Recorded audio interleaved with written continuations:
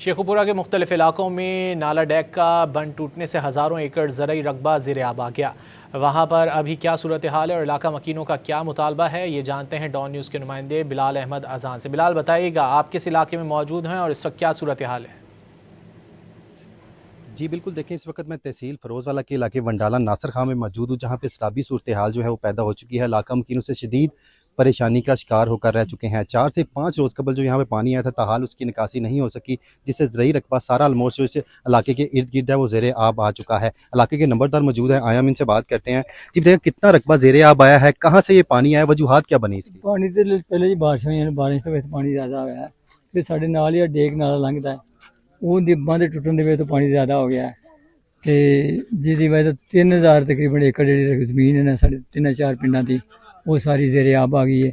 फसलां सारियां तबाह हो गई हैं, मवेशियों का चारा खत्म हो गया है। कोई परेशानी हाल नहीं, आते ने वेख के चले जाते हैं, कोई खातर का इंतजाम नहीं अभी तक हो सका।